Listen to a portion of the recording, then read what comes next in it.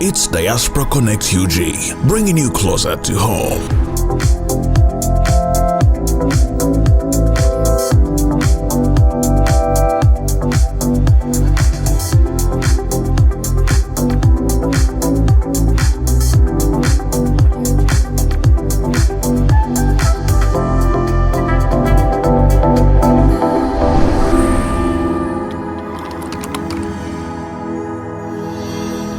Tukomyewo nate ku mukutu baguyita Diaspora Connect UG tusinzira mu Los Angeles, California ne tubuna amayengo g'ensi yonna. Nkyali waneno mu Chicago, Illinois, amanyanze Mary Flavia na mulindwa kubula mwana kwestukira. Nyina omukyala gwe nkuletedde olwaleero ayina experience. Mukyala abadde wana akabanga bingi byayisemu bingi byakoze yagambye lwaki nedda kanange nshalinge ku story yange n'abantu abatulaba nange ne mugamba mama nange nkunonyeza ebbanga namunoonya nno munoonyeza akabanga but at last n'agamba fula lwaki nedda jangu ate tushimyeko. She's a businesswoman, family woman, byonna kugamba abikoze ndeke nyogere kindeke ki mukyala muyivu kasente kalina kugamba gwetaaga okuyiga byonna ngambye ebyokukyeyo jangu nate kali yatuula tunyumye embozi n'omukyala ogwenkuletedde. You're watching Diaspora Connect UG. Wena atudde woli ogamba otya munange nkwaniriza era nyongera okubuuzaako gye baleko gy'otusaako engalo olunaku lwaleero kino ndeese kirango ate ekirango kiwulirize nnyo nyinidira kiwulirize bulungi cause bw'omisingamu akantu kati nnyo bwe kati ojja kwevuma weka nkuletedde ekirango mukwano gwange bo wena eyandyagadde okutambulako ogendako Canada. I'm talking about Canada. Yes, omukisa guno nate bakuletedde conference ey'omwaka 2023. A conference eno bagituumye the 2023 Annual Cultural Equity and Diversity Conference. Ya mwaka 2023 egenda kubeera wa Canada. Ngenaku z'omwezi meka 15, 16, 17 September. No, Rachel, what do you have to do to register? Register. Ng'obudde bukyali. Registration nyangu nnyo. Canadian dollars 4,405. Canadian dollars. US dollars 365. Nocho muganda wange gwonna wonna woli bweyagala kubeera a part of this conference.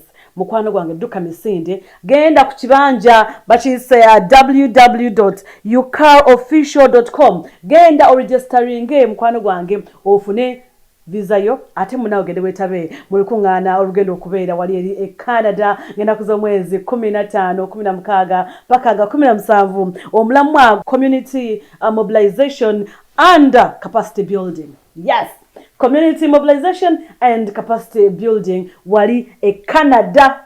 Registering kati. In case you need more clarification about the Canadian conference, ladies and gentlemen, feel free to hit me up in my inbox on WhatsApp and on my email flaviakubula@gmail.com, anywhere on Facebook Diaspora Connect UG, anywhere mu inbox yakubanga kuda mukwano gwange conference eno ya mwaka guno. No Rachel teka ebintu byo ebitambuliso byo weseve mudene ate munange tugenda wa Canada.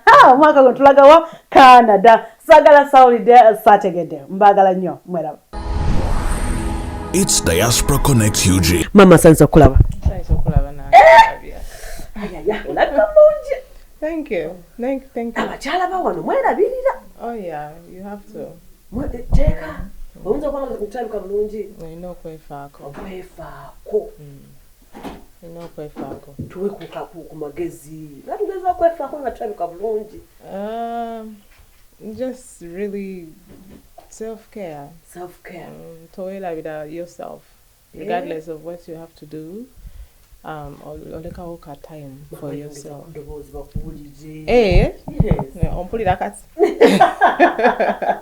Regardless of what you do. Yeah, you always have to make time for yourself. No way fako, yes. Oli wabuuza nti mama gwe ka self-care routine ko ke kaliwa osobola mugamba oti?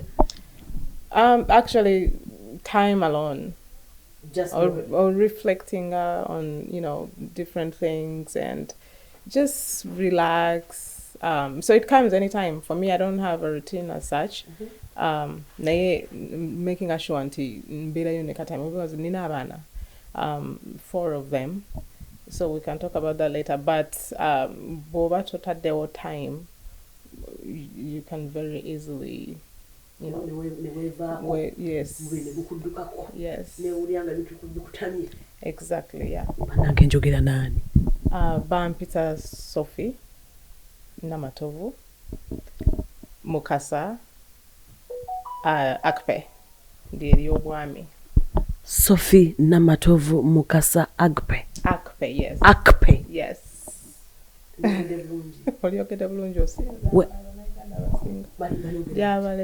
Akape. Akpe. Yes. Wedirangabi. Akabiro jirengesa. Oba simanyi. Tata wakajja kunzisa. No. Ndowooza akabiro jirengesa. Naye mmanyi ndi wangabi for sure. Yes. Ngabi kabiro. Buli omu abeera wanjerengesa. Okay. Buli edirengabi. Okay. Akabiro jirengesa. Omubala. Baako fulani. Anza kankugambe. Okay. Kuba oli watuufu. Nze namulindwa. Mary Flavia. Kubula mwana kwesitukira. Okay. Ndi mukyala ndirangabi akabiro jirengesa. Okay. Era ombala gugamba nti kali kutanda. Ne kakusuula mu bagabi abasambaganyi kubanga tuli bazzukulu bansamba. Ndekyombadde nkimanyi. Namatovu ogamba oti? Ndi bulungi. Muto wange nanzirako ye Namatovu. Oh, really? Yeah. Yeah. Nsanyusa nange okulaba. Bigenda biti? Bigenda bulungi. We are pushing.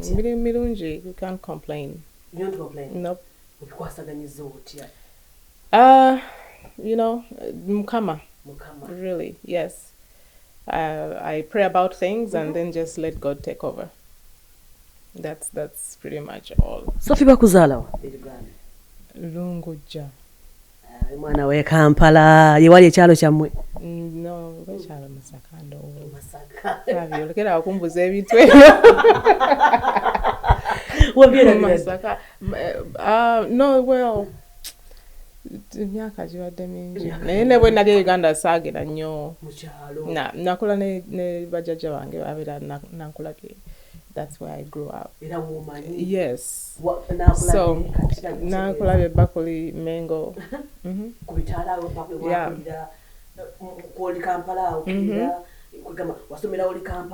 Yes. So nakula ne jjajja wange, and then when I was about 13 ngenda okubeera ne taata wange Lunguja. Yeah. So mukikomera.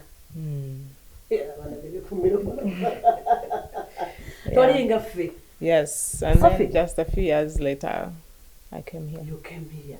Wepenako? Oh yeah. Musomero linzo kutepena.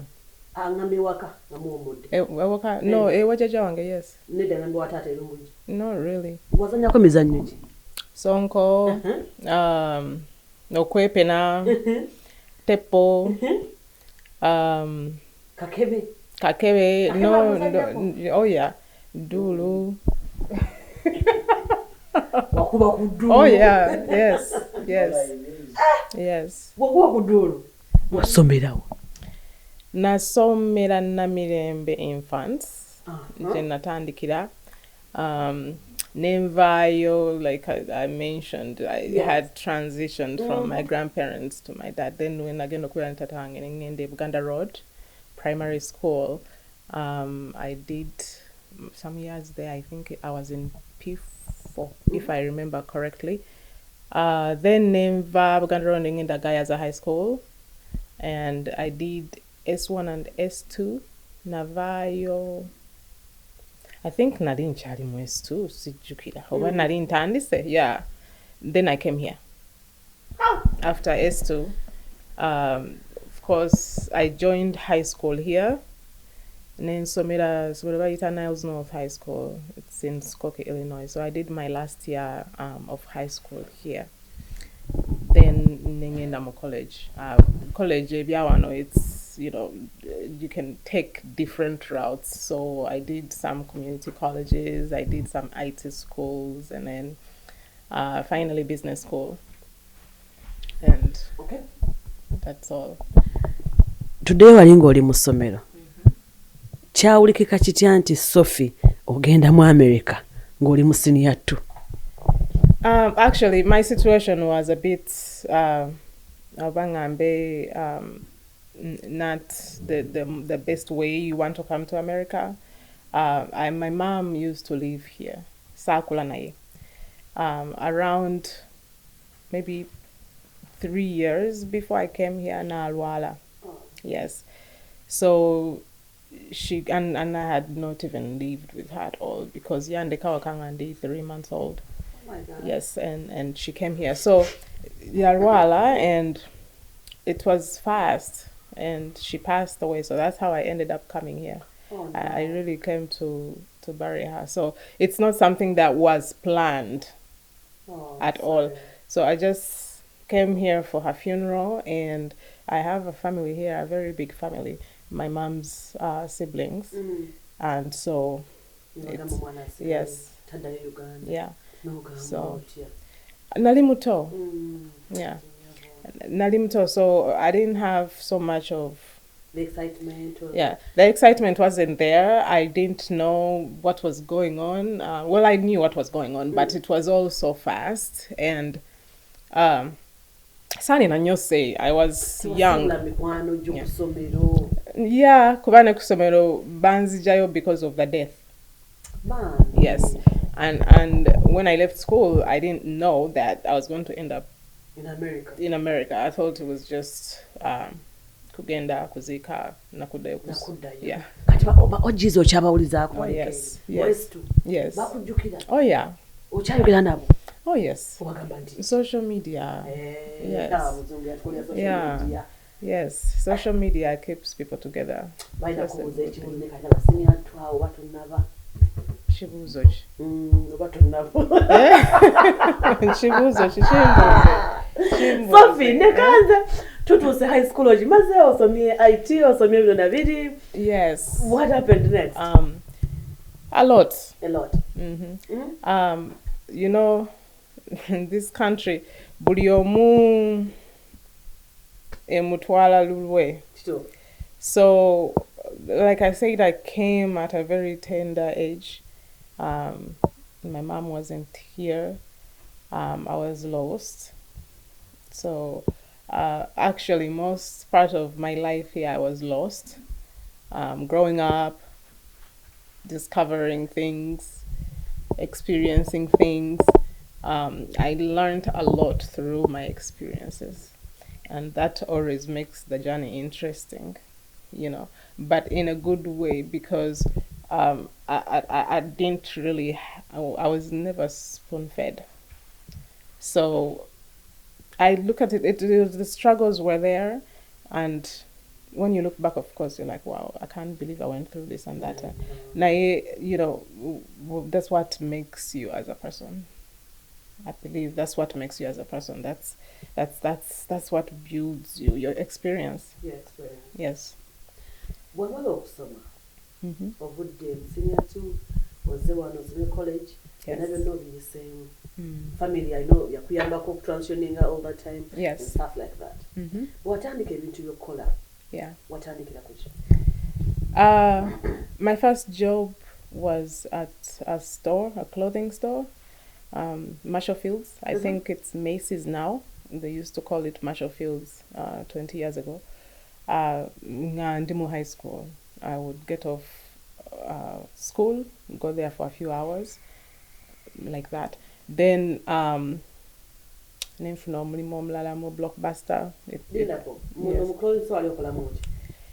Cash, yeah. Yes. Yeah. Yeah, I really didn't have any experience. Cashiers usually, it's, you know, anybody can do it, you know, some bit of training. Yeah, so I did that. And then, of course, and I'm very good at folding clothes. Yes. You know, that's where it came from. Because I had a lot of retail, you know, experience to get into. So, yes. Then from there, Blockbuster Video, they used to rent videos, movies. Yes, back in the day. So I did a few Natanka as a regular salesperson, then I became a supervisor, then I got into management. And the entire time through all that, I was still in school, in and out, in and out. Then I worked for a accounting firm, Budgeter Deloitte, and that's where actually I developed career-wise, and I went back to school because the company used to pay for our tuition, so it was easy. Nenzirayo, nensoma, and I got a degree in HR. So I started doing HR work. From there, I worked with another company called Wheels. At that I think it was about 2013. Then career nechukira ddala, and I became an IT consultant.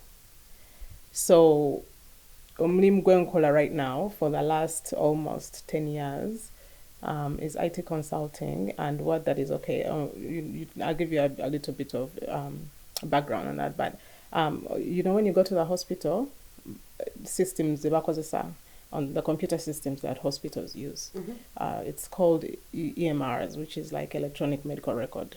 So it's a software, and at some point, I don't know if it was 2010, government here is a mandate that all hospitals had to become electronic from paper charting. You know how you used to go, nibajayo file, nibakebera prescriptions, papula, and all that stuff. And right now, everything is computerized. So I train doctors and nurses how to use the computer systems in hospitals. So that's what I do for the last almost 9 or 10 years. So and I travel. It's a 90% travel job. Wow. Yes. So in a different. I don't do that anymore since I started my own business. I cut down the travel by a lot, actually, by 50%, but I still do it in the background. So njogera kafulu mu byuma bikalimagezi computer asomesa. General computer, that's software. Oh, software. Yes. So you're a software engineer, right?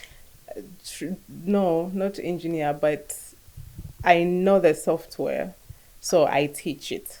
So you teach the doctors? Yes. How to use that software? Yes. Nabagamba nja baleetera abantu mu America. Walina endowooza egamba nti buli ali ku kyeyo. Manyi abaana balowooza buli ali ku kyeyo akola mu bakadde. Amanyi ebyana ebyo. Bidde ebigamba muli eyo mulongoosa abakadde n'obigamba nammwe. Tulina abakafulu bali wane n'omukyala mumuwulidde. Yasomesa abasawo okukozesa software. Wamma Sophie, byonna ebyogedde. Engalo njabe empete eriko egundi. When do you get that ring?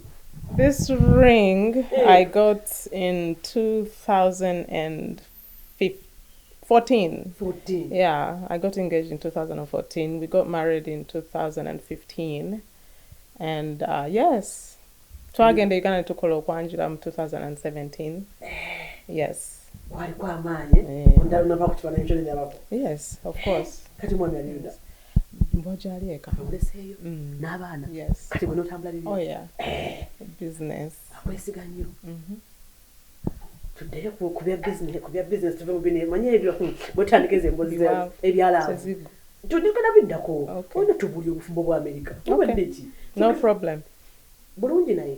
Yeah, oh yeah. Tujja kubuddako. Tuddeyo ku bya computer. Challenges is osanze mu mulimu ogwo. Ngojjeko ekyo kuba nti 90% travel. You are away from your family. Yes. That's the biggest challenge. And actually that's one of the reasons Lwaki njagala bivamu. So my strategy of trying to call my own business is really to get out of industry. Not that I don't like it. I love it. But family, abana, the first years it was okay to and stuff like that.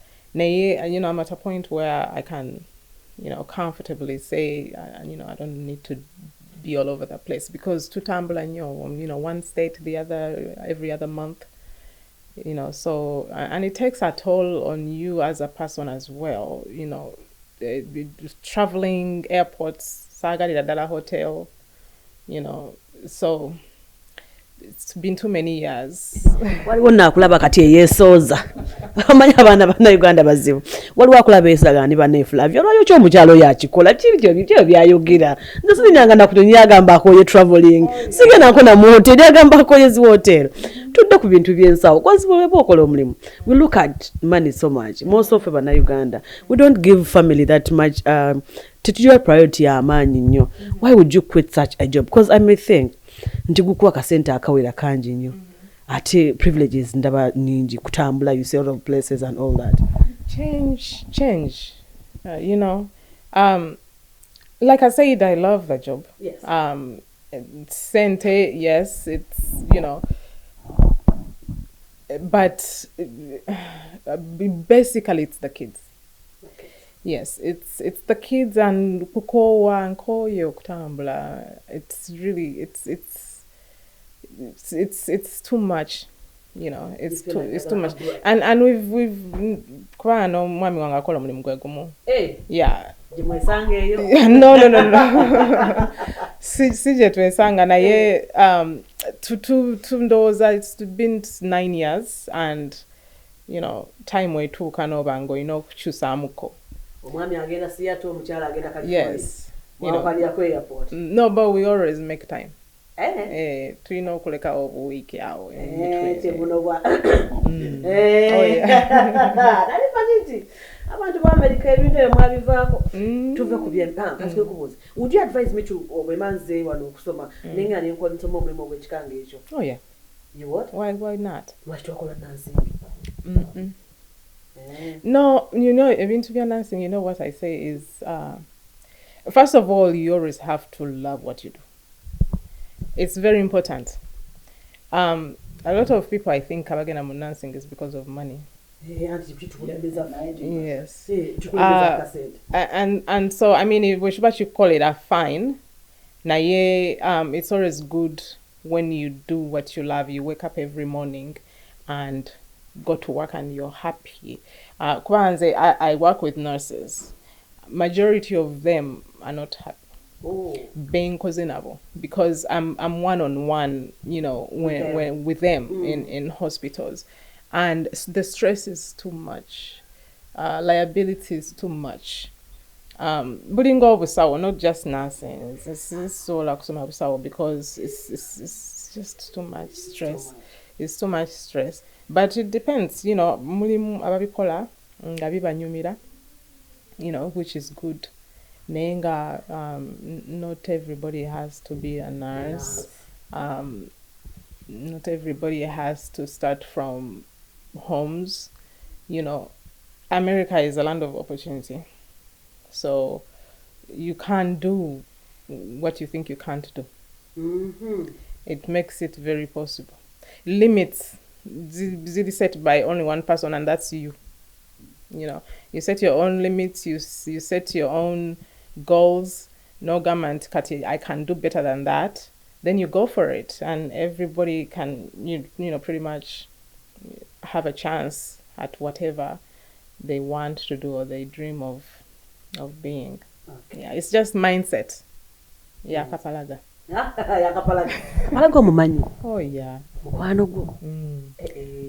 Yeah, I love Kapalaga. He's a nice guy. I'm meeting actually on radio before he came here. I only knew him as a radio personality, but then when he came here, you know, I have an entertainment background because my dad is in the system in Uganda. Tata woyani.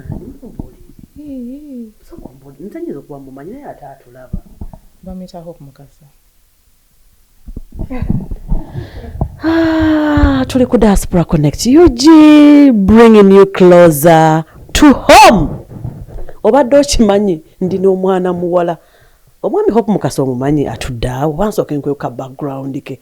Omanyi bajaganda ne beegerera ebintu byabwe sayagadde kubiyogera yabibagambye. Taata omukulu oba nfukamire mubuuzeeko. Nfukamire.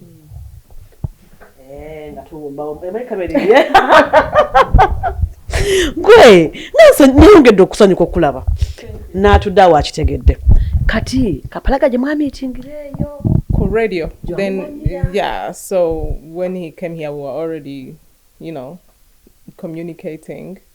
Yali actually Boston.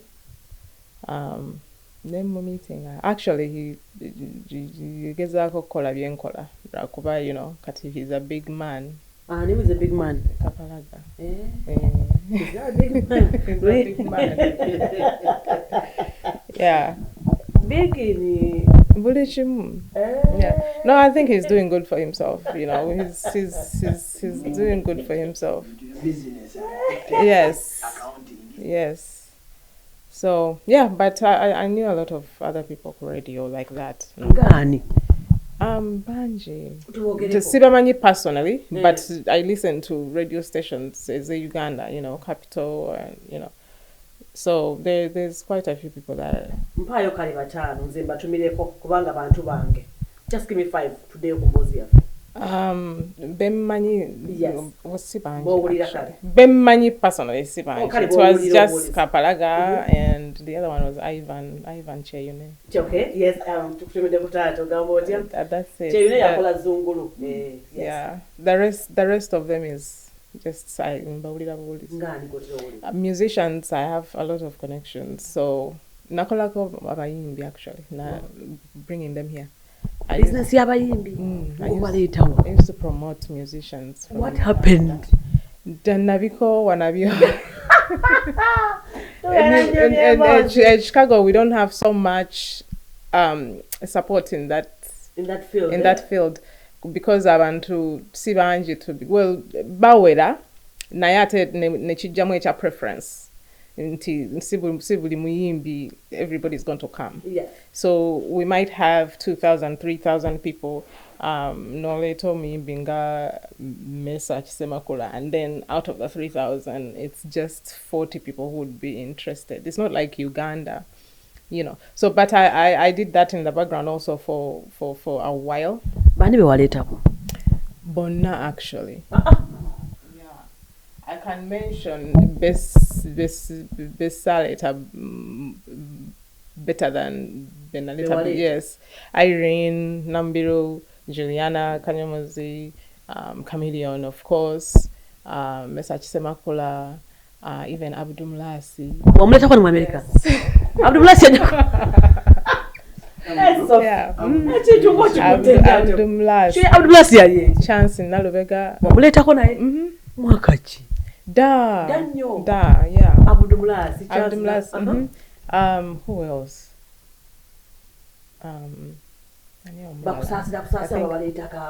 Kusasira, I think came. Yeah, Catherine, right? Yes. Kusasira came. Na since then, Kusasira, I think yeah, Jirako convention, and then she did a tour. Sijukira bamu later. Naye most yeah. Byali bitya. Byali okay. Ngakasente kavayo. No. Tekavayo. Basala. Yes. I think to be honest with you, I think ne Chameleon who sells, whereby Chameleon you jam kola show ye ofuna ba Tanzania, ofuna ba na Kenya, ofuna, you know, but still we never ever broke even on any show. Sorry. And most people would think, oh, because there's a show and blah blah blah. And some people even refuse to come because they are making you rich. They think, they're making you rich. Yeah, leo muyimbi aja no sasula accommodation ye, no sasula ticketi, no sasula whole mwagendo kuyimbira. By the time you do all that, and you have 100 people show up, and they pay $20 to have loss pretty much. For the most part of it. Nachiramu, because I had the passion. I like entertainment. That's my other side. So Nachiramu, not because I was making money, but because of the passion. Neya attention nakula bukuzi. Nenzala abana, and and that just wasn't the life, you know. So that's it. Short ya singo kusala kuchangotekani. Racho, otokubye nyawo, otokubye nnyo. I just knew how you. I don't understand. Erabikira yali abudumulasi. Flavio olyogera bubi. Abakazi bagana okujja mu faamu. Their chance. Their chance yakola bulungi. Oba wakolanga wati wagenda nko Washington, Dallas, no batambuza. No, that's a lot. A lot of work. That would have been a lot. Naye ngate mu states endala balina ba promoter bawe. Yeah. So I used to work with a lot of promoters at Boston. Okay. Yeah. Lwaki tewayimba? Actually, that's a very good question. Kwa tatange yali agala nnyo tuyimbe. Naye that's talent, and I don't think, I had the talent. None of my siblings, no. No.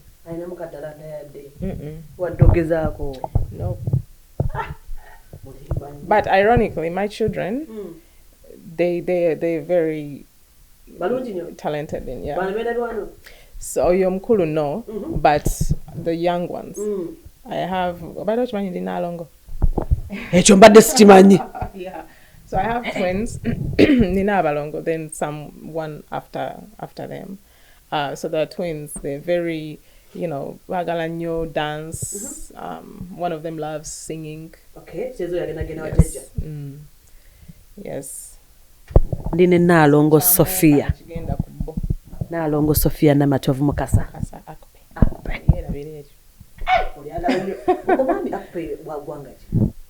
He's Nigerian. He's Nigerian. Ososola. No. Ososola. Yeah, he's Nigerian. Sophie.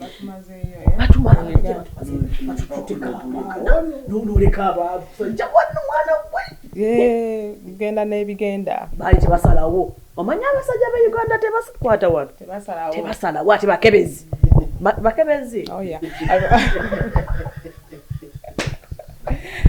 Yep. Tolimbye mwade nakam. Abanajira basalawo. Yes. Basalawo tebazanyisa abaana b'abandi. Era okugiragiranga. Although nabo, I mean, the mulimu, at least yes, percentage wise. Bosanga the right one, yes. They don't waste time. If you meet the right one, they don't waste time because yeah, bawasa and they're very serious with marriage and they're serious with marriage. Yes. Abafete bali. No, say but levels. Sembeza kati kubanga kati. Kuno musomo nange ngweta. Golemwa munna. Amma levels. Simanyi bwenyinza kinnyonnyola naye Oluganda lugazi Oluganda nze nga nyingirawo. Simanyi bwenyinza kinnyonnyola actually naye batono nnyo abasalawo and for me that has been my experience and yes a lot of yes because I know a lot of friends nga bali na Uganda, and I also know a lot of Ugandan friends abali with Nigerian men. Ne kati olaba nti kati ababa Nigeria within 2 or 3 years bali established as far as the marriage goes ngate bali bachali open. Not that tebe yagala batebe tebali na relationship, but bali siro. Yes. Chokwa chogende sinzi. In other words. Sophie. Omusajja affe muwe yakalowoozo kubanga kati bwensonga zo wadde by the valid abasajja affe tebasalawo bamalirwa abaana b'abandi obudde namudeli darling Saturday the other day tamukubye embaga. That's why even Nigeria right now kwanjula Uganda but Nigeria is a lot. Amagezi simanyi, but it also depends on omuntu go sanze ku bera ne chemistry and most people babera mu kintu ne bakiberamu just because it's the right thing to do in the relationship. Never evaluating where do you want to go with the relationship. Kuba babeerawo kurambeereyo nti kino kyendimu right now, and situation. Yes, and some people settle, naye kati nze na dating, ekyako muna Uganda nakumalira ebiseera. Yes, na dating ako naye ate naddala fe abakyala, Flavia, time is very important mu ebyo ebintu. Olina okuzaala, so bw'obeera ku muntu omu myaka 5 nga tasalawo tali wali kigenda mu maaso, that's your 5 years you're not going to get back. And then you have to go meet somebody else and repeat the same process. Oyinayo omuweeyo 7. You tell me. Otandise oli wabiri. Mwe basajja mwe bannayuganda nadamu abali kubyeyo mulekera kumalya abaana babannamu obudde bw'obozza omukwanye batugenda muwasa muleke bwogenda muwasa muwase mugende mu maaso myaka 5 ndetinze kalibala tampasiza 10 ndi ku mmere ewooma ekyo 15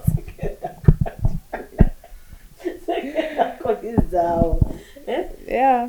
So kati for me ebadde experience yange, natambula and of course bijja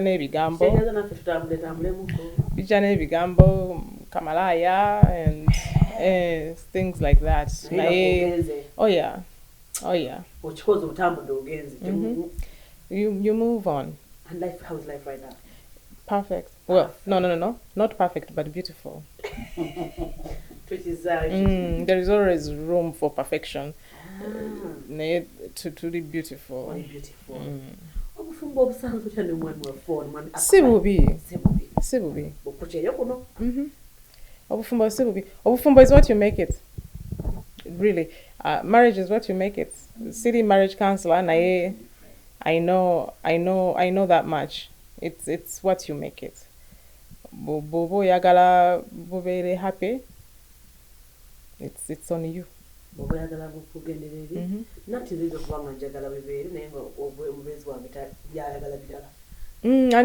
it goes back to the same problem. Yeah, you're temuli in sync. Yes. So, Ghana. I tried. No, when I just met him, I did it, I think, once.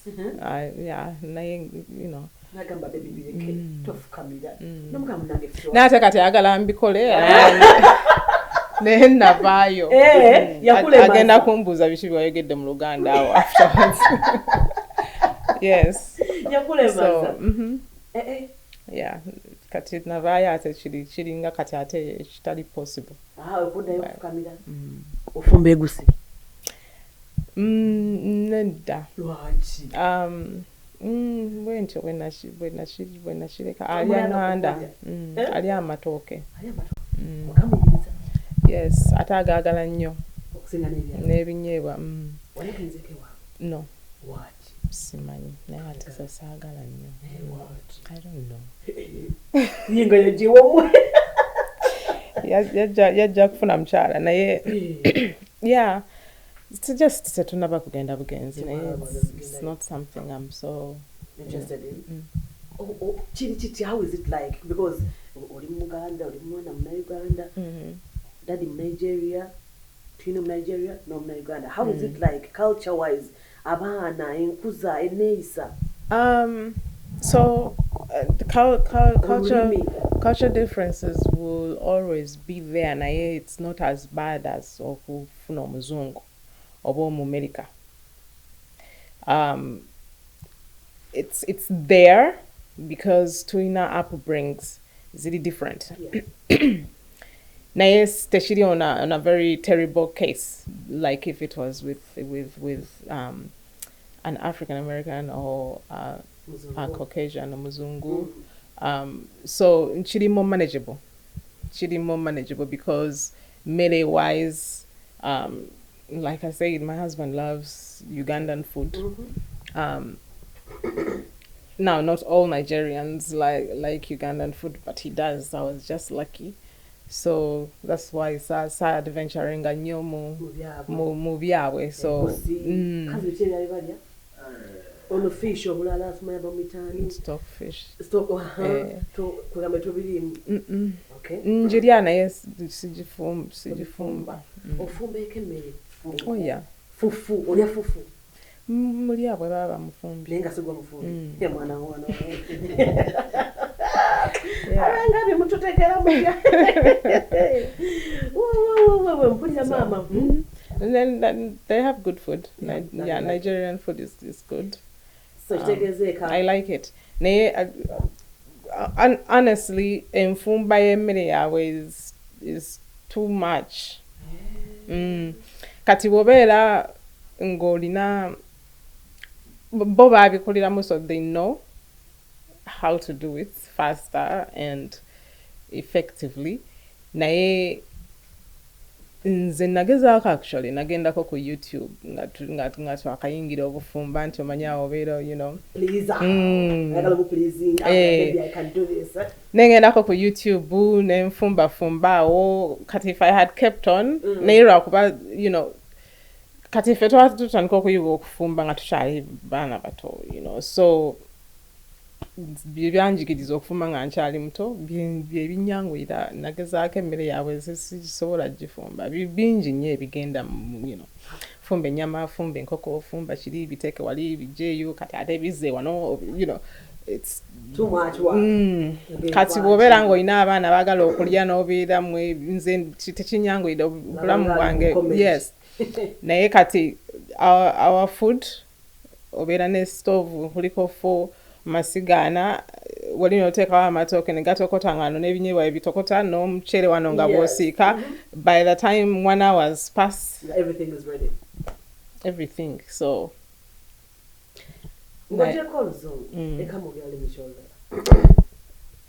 unfortunately only English. Ogamba wano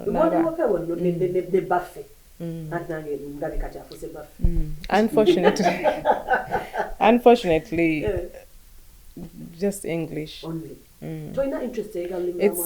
It's actually naye talwogera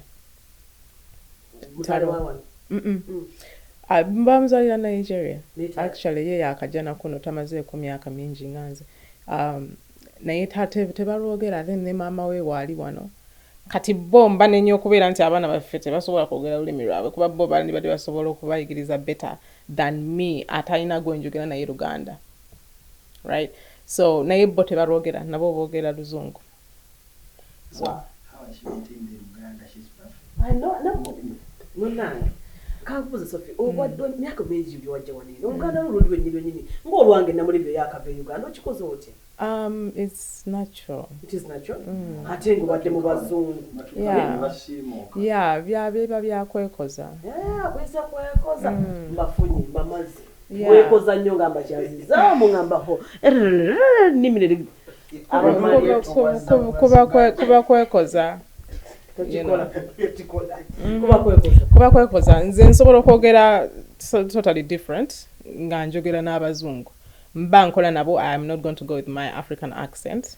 Naye kati okukwekoza. Yes.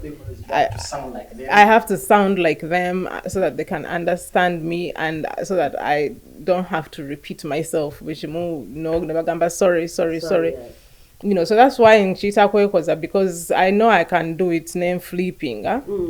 And then I can be a Ugandan, so yeah, Kwekoza. I don't care. I have uncles. Nina. She came when she was 13. So. Yeah, I came here when I was very young, so I could have, by now. Yeah, but I don't know. I have uncles who've been here for a very, very long time. In fact, California, you know the Wilsons? Yes. Yeah. Moses. Yes, Moses. Yeah. That's my uncle. They've been here for a very long time. Uganda. Yeah. So, decades and decades, and they still speak very good Luganda and very proficient. Oh, God. Sophie, how was it like when you had your first child? toina experience, toina mama agenda kuyambako, toina maid waka agenda kuyambako, ofunye omwana wa asooka. How was it like? It was sijukira. It's a first experience. Joyita munga bechija chechija. So you handle it as it comes, and pretty much that's what happened. But although I have to mention that I have an aunt, Muganda mama wange, Irene. I'll never forget her for that, because nagena nembele uwe for I think it was 3 weeks. Nganakazala the firstborn, and everything that I've done, it all came from that. Yeah. So it's very important. There, you know, because that made so much of a big difference. She used to work in a NICU here.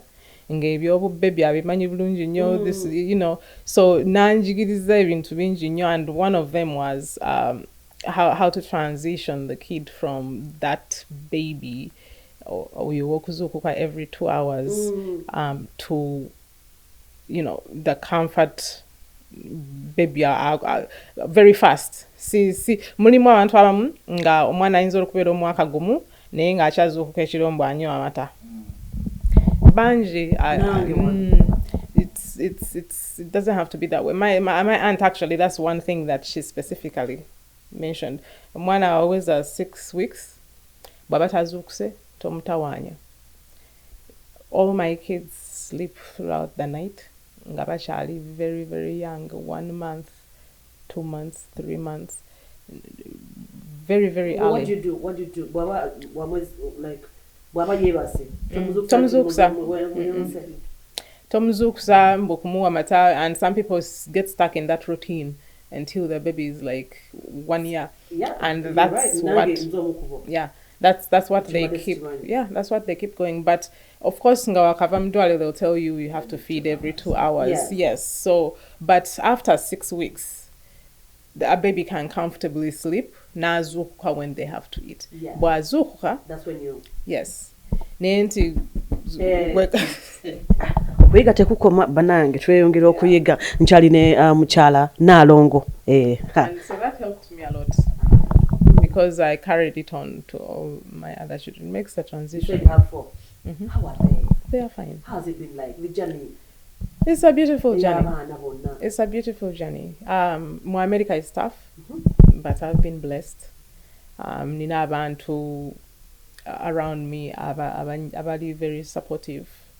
You know, mama wa mwami wange and, you know, sister way. So I can't complain. Sophia, njagala tuveeyo nayo nawe bufumbo tubulabye mukama mulungi we wali kuba nti mukama byake meka 2014 till now. Obufumbo. Yes. Ofumbye. Kucheyo ofumbye. Era bwomuku chosen few.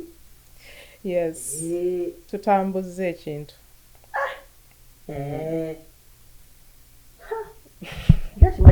Manye bwe njagala okubuuza. Omanyi zino intermarriages zijja n'ebintu bingi. Ebimu banjagala mbibabuulize mu abandaba naye olumu nenga bakambireke. Kuba kati manye nakubuuza. Kalibala, aba Nigeria nabo ba.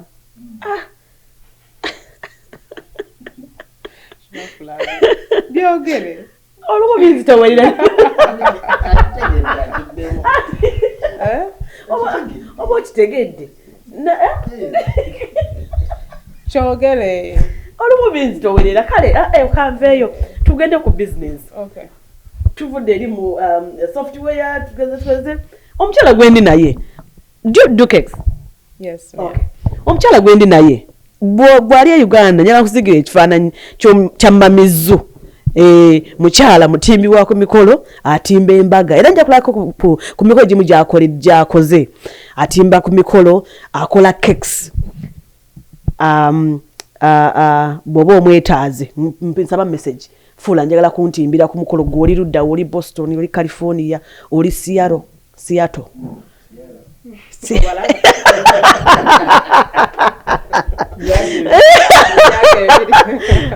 Ama wona woli oli Arizona omukyala agano koliwa omukolo ogambe ddala kyekyo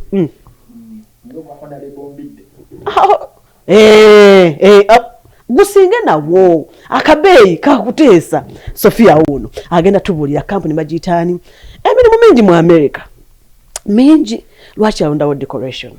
Sophie nkomyewo gy'oli. Okay. So company bagiyita event concepts. Event Concepts. okay. Yes. Erinnya eryo I pretty much went in the dictionary then searching ebigambo ebiri kyekigambo kyensobola okukozesa nga ki defining a variety. And so I came up with concepts to mean that any kind of concepts that has to do with events, we can offer it. So the goal, but the goal is to be a company that one person calls you nga ayagala omukolo and you're able to cater for everything. What is everything? Everything from planning to the implementation of omukolo, getting about vendors involved and all that stuff. Kubeera nga vendor in all the areas, photography, Sound, music. maybe not sound and music. Yes. Videography, photography, the decorations, MCs. of course, eventually by MCs. Kwegamba byonna omuntu nga bw'akwata essimu ng'alina omukolo, it's a one-stop shop. Taina kukubira decorator atavewo akubire, such and such. So Cakes. yeah, so cakes nazo tuzikola. Ebyokufumba byesiri munyo. But we also do catering. So bw'oyagala catering from different restaurants. To be ordering ne tugenda ne tugireeta ne tugisettinga up bulungi, and we do that piece wadenga tetufumbye, which of course emmere gye tufumba enakubeera y'abanna Uganda yokka, so that piece not so much naye nga ebisigadde byonna yes, not everything right now, but that's the goal. That's a goal. Yes. Otimbira bana Uganda bokaboka. No. Everybody.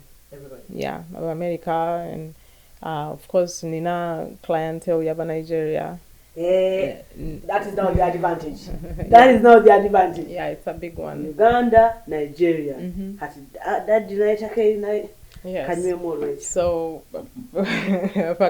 Cameroon, nakakole embaga je nakoze yesterday, baba deba Cameroon.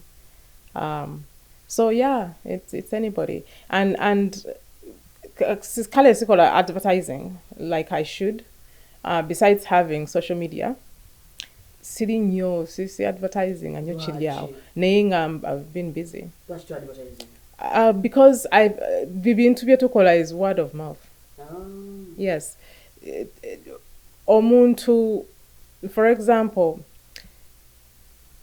people pay for what they know you can offer, or what some other person has said you can offer. I just want to first see what you do before I can hire you. Auntie Kakati, that's what I was trying to explain, that it's hard, or it's experience that sells our industry. And you can either give that experience by that person kujitamu, or somebody guamanyi or kumgamanti that person does well.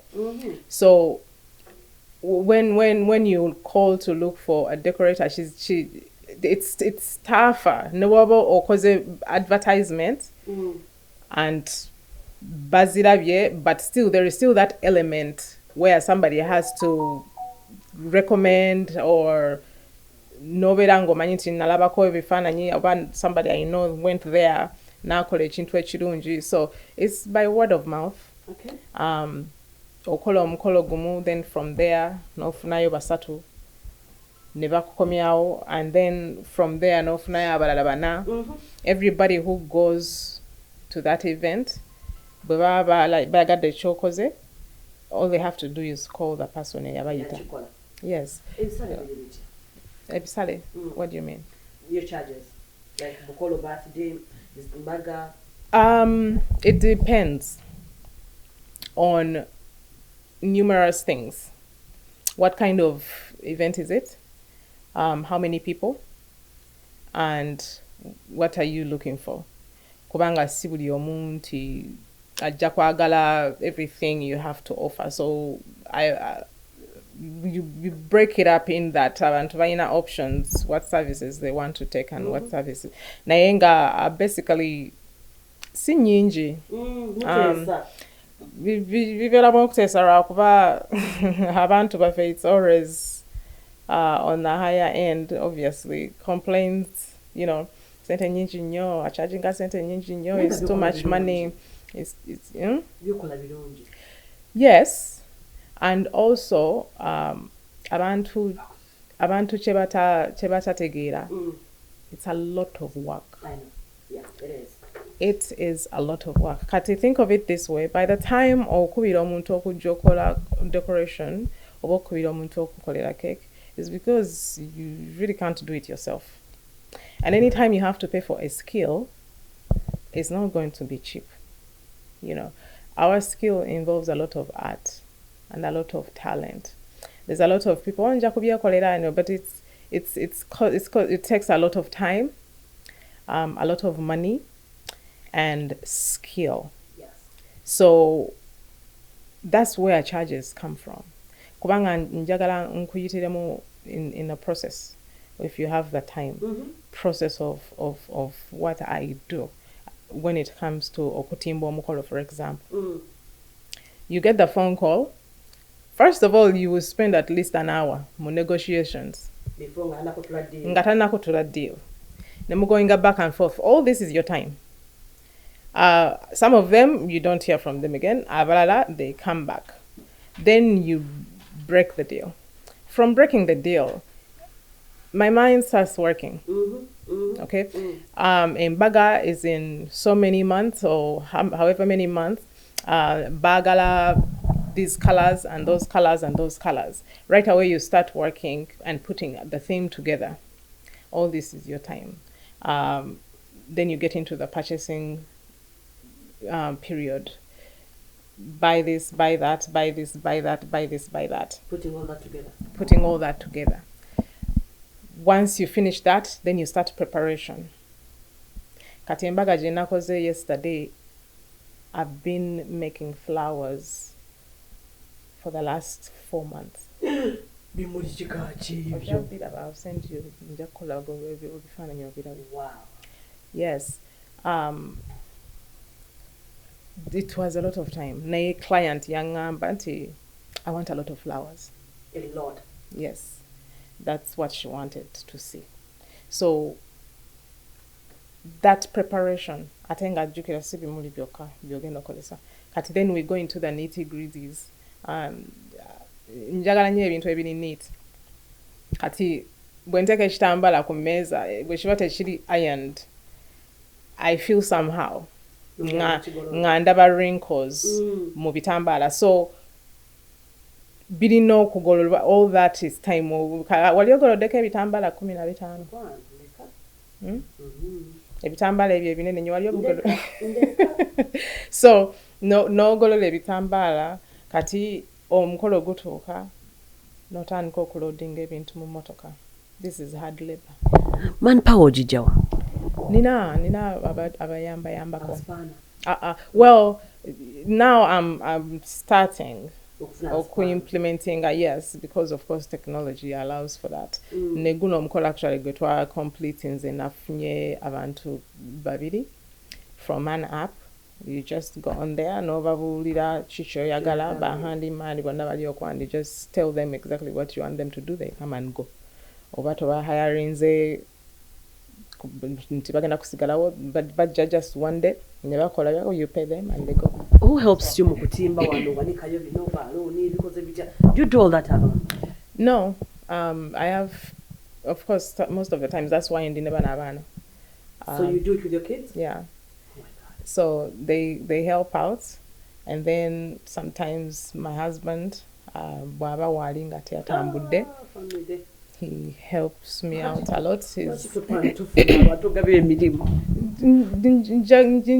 know, bajja mpola kuba tukyakula. Do you pay those kids? Why are you? Yeah. Uganda. Tosobola kutabasasula kuba balina okusigala nga bali motivated. Balina okubeera motivated. Ate njagala okuba training okubeera ne mindset ya business. You know, my dad is a businessman. Oh yes. So a lot of things byenkola, it's picked up from him. So nina business mind, and really that's how I ended up. I had a love for art. Nemusomero, you know, his subject single color bulungi is art. So when I came here, I thought I was going to do interior design. Naye nembiraba nga tebiri munyo senses, you know, it was not that big of a deal. Kati sazu kumasha think oba samanya nti all my life byengenda okubeeramu, but because I have that element in me of art, it was easy pinpointing what I want to do with it. And so that passion is what drives it. The work is very much now going back. What do you remember then kusomera? So we now put everything on the track. Our normal 2 hours bidi. Musture bintu. Oh yes. Right now actually I'm going to go sore from yesterday and the day before kuba je twatandika. No sture bintu no riranga kanyama. Yes. Nemubiteeka ku track. Nemubivuga nemubitwala ku mikolo nemubijjako. And sometimes nze van, yeah, nemutuuka gye mugenda ku mukolo nemubijjako nemubiteeka we mubitadde. Omukolo bwe guggwa buli omu n'akwata akasawo ke n'atambula n'agenda, gwe n'otandika n'osomba n'obiteeka ku mmotoka n'otuuka eka n'obijjako n'oyoza ebitambaala, napkins, charger plates, buli kimu n'obipakira n'obiteeka gye birina okubeera. You see where I'm heading with this. So nga kugenda eyo wasoma kiki ekikujja mugira emirimu gy'okunyigakunyiza amapeesa nojje? Passion. I actually love it. Isn't it too hard? I love it. Is naye your problem yokubeera nti it's too much work. It's just a matter of hiring people. Oh, okay. Yeah, it's just a matter of hiring people. Ate ne sente mweziri. Zisingeza wali utwasoke. Zisingira dala. Yeah. Chogana yebno mbivemu zjeno. Bobo ina passion. Passion sijina. Bobo ina passion. Sagala kukolera. Bisasula in 1 day so oyinza okukola in so many months. Passion inejja. Alo passion ijale akujalo mbewe. Nganfuni akasente. Ngojjake kubina ebyokusitula and all that. Are there any other challenges zoina mu mulimu guno? Bali bakubidayoko akasente? No. It's strict when it comes to that. To money. And they're very strict. Era abamu bachita kubeera money minded, but it's a business, and that's what it's there for, is to make money. So if ne wanora kuba kati when we deal with our people babeera mwaka oli mu Uganda and stuff like that, but it has to be, you know, before I start kutimba business first, because there are some people who can take advantage of you. You know, Jebali, not everybody, but you set the standards and people follow them. So I don't play with that at all. And if I'm offering a service that you feel like Ojetaga, you know, a lot of people who know what they want, they will pay you, and in advance that you can prepare. Wow. Yeah. So kuba tubeera ne expenses, you know, yeah, there is expenses that are involved. So yeah. Kati kansuke nkubuuze anaakujja mu Chicago akuleete California omutimbire alina kukola atya? Actually tetutambula nnyo nkoma mu Midwest. Lwaki tutambula? It's too much. Nakolako omukolo Atlanta last year. Sunday agadde kiddamu. Experience yali eti? The experience was okay because at the end of the day chenkola minus of traveling ogendayo, everything else is the same. Naye, you know, nkoma wano in Midwest, Wisconsin, Indiana, Michigan, and so okutuuka Ohio, Cincinnati, but yeah, it becomes too much. Nsobola naye ate naturally wala nnyo, there have to be people who are cheaper there than you bringing somebody and paying all that money. Bayinza okuba nga gye bali nga n'ebyo bakola sibyagala nga njagala Well, in that case we will be there, you know, in that case we'll be there, but the money will also speak for itself. Ayagala okucontactinga ng'ali mu Midwest wa n'ali mu Michigan, ali Indiana, Wisconsin, ayite ku kibanja ki? I'm on all social media platforms, Facebook, Instagram, WhatsApp. Like I said, word of mouth. People call me every day. Best ngamba n'amannya ag'abantu besimanyi naye nga bo be recommending us. So yeah, that's it. We have a website and event concepts. Oh, that's your website. .us. Eventsconcepts.us. Event without S. Oh, and then concepts.us. Okay. Tugenda kuddayo eri mu byamaka. Eno ffe aba gye mpitidde. Nina abakyala bensangako abaafumbirwa abaami Abannayuganda. Nina mikwano gyange bali mu relationship ne Bannayuganda. Babeera bonna. Eno basharinga bills. Era ne rent asharingibwa. Ne bw'aba alina empeta omwami aleetako half n'omukyala n'aleetako half. Wammwe kiri kiti eyo? Kyekimu. Kyekimu. Ne mbona kyekimu? Oh yeah. Kati, yes. Kati nze naturally siri muntu ayagala ennyo muntu omulala okundabirira. Njagala nnyo okwekolera ebintu byange.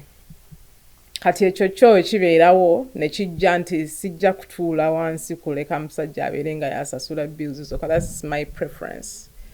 But that being said, marriage, you're one person. So it really doesn't matter who is paying the bills. You know, you just always have to meet halfway. Sometimes it might not be halfway. Sometimes oyinza okubeera 60 gwe n'obeera 40. Next time gwe n'obeera 90 ye n'abeera 10. Hey! You know, so it's teamwork.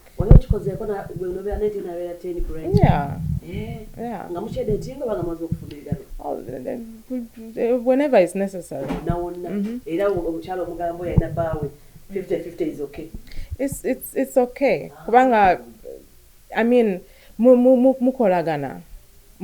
So actually, ne bya center nasa surania, it's just naturally happens.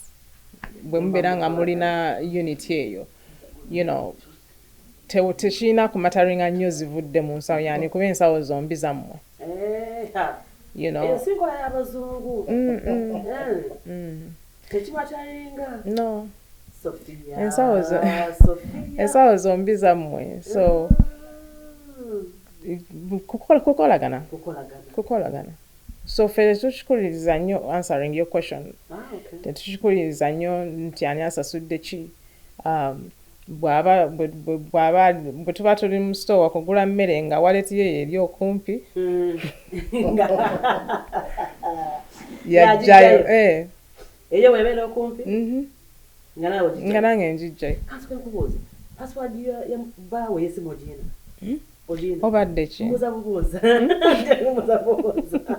Injirina, yes. Naye neeyo. Osobola okukwata ku simu ye. Oh yeah. Eyo yabaawo. Naye n'abanako neeyo. Oh yeah. Why not? N'okerakebako. Bw'oba tolina kyokweka. And it is okay. Yeah. Bw'oba tolina nnyo kyokweka. It should be okay. Muganda wange. Yeah. Nalongo. Nsaba w'omukyalo mufumba amagezi ali wano ku kyeyo. Kubanga gwe banga oli bwe mazeemu experience ogina. Sisobola kuwa bufumbo advice. Ate lwaki? Ate atannaba asubire buyingiramu. Obuyingiramu and you do your best. Yeah. Bwekigana neshikola, but you do your best, and that's my principle across everything that I do. I do my best, and I'm not always going to be perfect. Bwabeerawo ebigana, no trying so hard, naye ekintu nekigana, but the goal should always be to do your best. Not to quit. And not to quit. Yeah, that's a very important. Never give up. Yali motto yaffe egayaza. And I use it every day. Never give up. I don't give up easy. Not easy at all. Kano kasembayo. Nga otuwumbawumba otumireko ku bantu abali eka n'abali waneeno. Wali baddeko no missing eka no gaba nange kanzireyo keeka oba ekyeyo kinyize nnyo kanzireyo keeka. Yeah.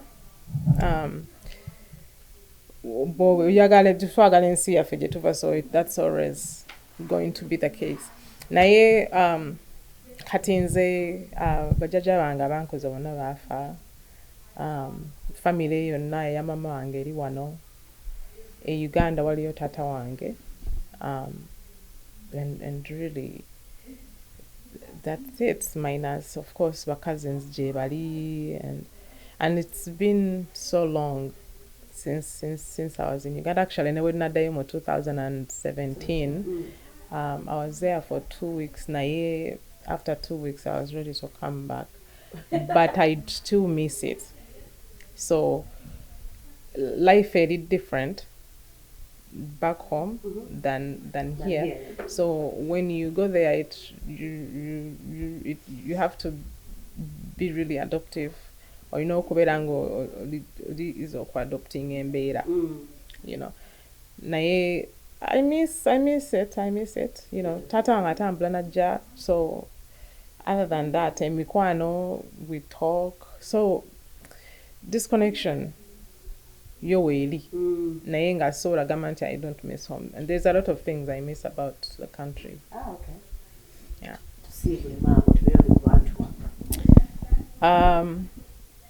Sina nnyo gwa kutumira except my family to, my dad in Uganda. Mbagala nnyo, thanks for having me. It was very nice. I'm very proud of what you do. Thank you so much, my dear. Thank you. It's very good for our community. Thank you. And I think you should keep it up. Oh, thank you so much. Yeah, it's a very good learning idea that you put in place. So, tusima. Manyi bw'ofuna abantu abakusiima abantu ng'abo owulira mutuufu nawe amaanyi gakuzeemu naye lwaki bansiima olw'okuba nti gwe oddeeyo sayidi eyo noga munnange Flavia Kandabe ani gwaleese olunaku olwaleero leero atuleetedde ani tugenda kuyiga kiki leero n'olunaku luli. Keep subscribing, keep liking and keep commenting. Diaspora Connect UG abateekamu ssente banafe aba hardware world gwanoonya ebyokuzimba mu Uganda ebizimbisibwa byonna genda ku hardware world gulawo account yo oba olina ssente mmeka account yo gigulewo teka akasente ku mpola build up your account before you know ngesente ezitandika okuzimba ozifunye material yenna. It's one stop center buli kyakuzimbisa kuva ku pavers onoonya nsuuluulu onoonya mitayimbwa onoonya misumaali onoonya ki onoonya birigi onoonya ki bino bitoileeti oba ebigoma. Hardware world wali eri entinda wajja basange n'abesimu weri awo ku channel. Mbagala nnyo mikwano era nsiima nnyo nsiimira ddala sikola nzeka mba n'omukulu Robert Kalibala ku kamera Wajid Kasendwa wamu n'omukulu Luka Kizito mmere ewooma abatumiddeko nti mbeere bulungi tubaagala nnyo mweraba. You're watching Diaspora Connect UG. The views expressed on this program or commentary are solely of the individuals providing them and do not represent or reflect the official policy or position of this YouTube channel or its management. You've been watching Diaspora Connect UG, bringing you closer to home. Wena atudde woli ogambo kya munange nkwaniriza era nyongera okubuuzaako gye baleko gy'otusaako engalo olunaku lwa leero kino ndeese kirango ate ekirango kiwulirize nnyo nyinira kiwulirize bulungi kozi bw'omisingamu akantu kati nnyo bwe kati ojja kwevuma weka nkuletedde ekirango mukwano gwange bwe wenna eyandyagadde okutambulako ogendako Canada. I'm talking about Canada. Yes, omukisa guno nate bakuletedde conference ey'omwaka 2023. A conference eno bagituumye the 2023 Annual Cultural Equity and Diversity Conference.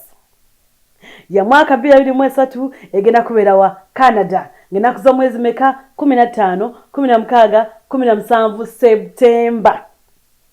No, Rachel, what do you have to do to register? Register. Ng'obudde bukyali. Registration nyangu nnyo. Canadian dollars ebikumi bina mu ataano. Canadian dollars.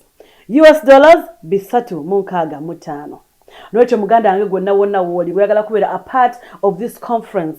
Mukwano gwange dduka misinde genda ku kibanja bakiyise www.ucarofficial.com genda oregisteringe mukwano gwange ofune visa yo ate munawo gende wetabe mu lukungaana olugendo okubeera wali eri Canada ngenda kuza mwezi 15, 16 paka 17 omulamwa community mobilization and capacity building. Yes, community mobilization and capacity building wali Canada.